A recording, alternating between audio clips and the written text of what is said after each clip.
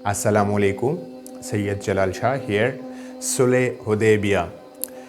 इसका बैकग्राउंड ये है कि 628 में प्रॉफिट जो था अपने 1400 सहाबा के साथ उम्रा करने के लिए वो मदीना से मक्का की तरफ रवाना हो गए और इसकी ख़बर मक्का वालों को पहुंची कि प्रॉफिट जो है वो उम्रा करने और आ रहा है, जो हज करने के लिए, यानी कि वो आ रहा है मक्के की तरफ। मक्के वालों को ये बहुत अजीब लगा, उसको गुस्सा आया। उन्होंने एक फ़ौजी दस्ता भेजा खालिद बिन वलीद के अंडर। उस टाइम पे वो मुसलमान नहीं हो गए थे और हुदैबिया के मुकाम पर मुसलमानों को रोक लिया। तो उसमें फिर मीडिएशन के लिए हज़रत उस्मान जो थे उनको प्रॉफिट ने भेजा मीडिएशन के लिए, क्योंकि वो एक रिनोन पर्सन थे और वहाँ पे वो मकबूल थे मक्का में। तो वो मीडिएशन के लिए वहाँ पर चले गए कि हमें इजाज़त दे दे, मुसलमानों को इजाज़त दे दे कि वो उम्रा करे और वो जंग के लिए नहीं आ रहे हैं, वो सिर्फ़ उम्रा करके वापस चले जाएंगे। लेकिन मक्का वाले नहीं मान रहे थे। मक्का वालों की ये ट्रेडिशन थी कि जो भी आता, अगर वो दुश्मन भी आता मक्का के लिए हज करने के लिए, उम्रा करने के लिए, वो आ जाता और वो जो है वो हज करता था, अपने रिचुअल्स करता था, उम्रा करता था, फिर वो चले जाते थे। लेकिन यहाँ पर उन्होंने ऐसा नहीं किया। फिर हज़रत उस्मान जो है उनकी जो वहाँ पे स्टे थी वो थोड़ी ज़्यादा हो गई।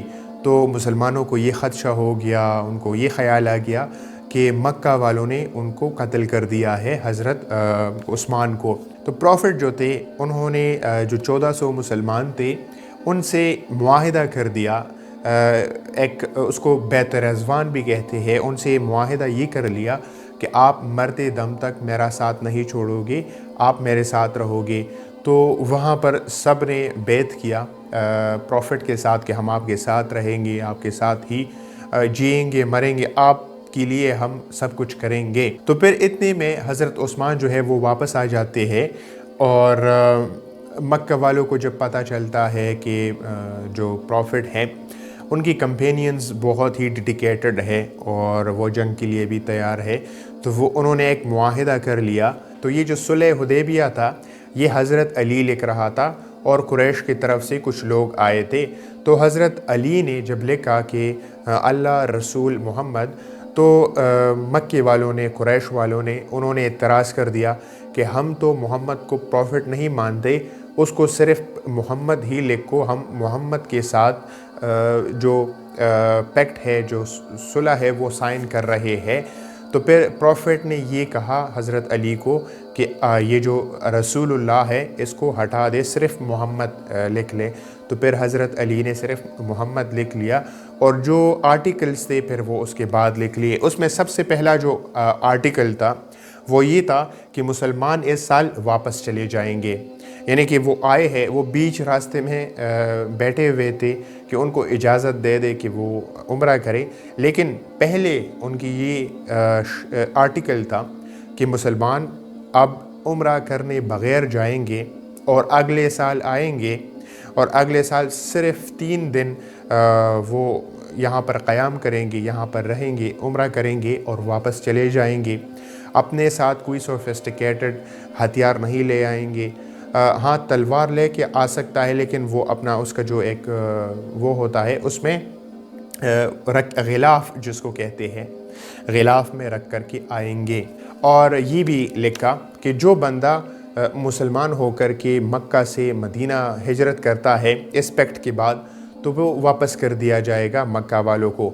मगर अगर मुसलमानों से अगर कोई वापस दीन छोड़ कर के, इस्लाम छोड़ कर के हमारे यहाँ आ जाता है मक्का को, तो वो हम वापस नहीं करेंगे। ये आर्टिकल जो है वो बहुत सारे मुसलमानों को नागवारा लगा।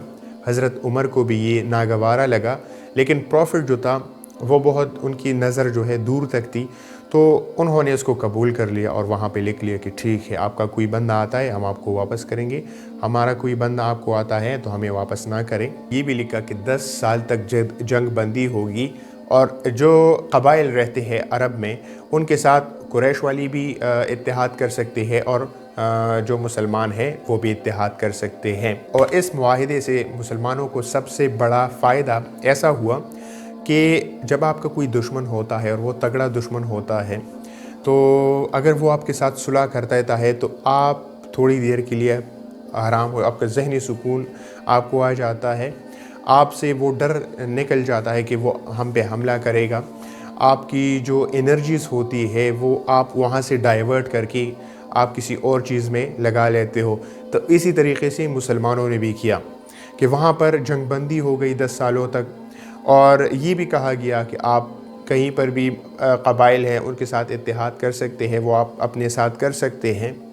تو اس سے یہ ہوا کہ جو ڈر تھا قریش کا مسلمانوں پر وہ تھوڑی دیر کے لیے اس میں کمی آ گئی، اس کی انٹینسٹی جو ہے وہ کم ہو گئی، اور مسلمانوں نے جو انرجیز تھی وہ ڈائیورٹ کر کے پھر وہ جو ان کے پاس آس پاس جو امپائرز رہتے تھے ان کو خطوط لکھ کے، اور جو قبائل رہتے تھے ان کو اپنے ساتھ ملا لیا، ان کے ساتھ جو ہے وہ اتحاد کر لیا۔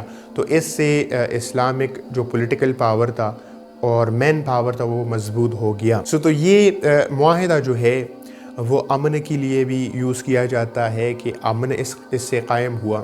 ایک سفارتکاری کی بھی ایک بہت بڑی ہے کہ اس سے بہت سفارتکاری میں مسلمانوں کو فائدہ ہوا، اور ملٹری اسٹریٹجی میں بھی یوز ہو سکتی ہے، لیکن اوورآل یہ ایک امن کا معاہدہ تھا۔ سو آئی ہوپ آپ کو سمجھ آ گیا ہوگا کہ صلح حدیبیہ کا بیک گراؤنڈ کیا تھا، اس سے کیا فائدہ ہوا اور اس کے آرٹیکلز کیا تھے۔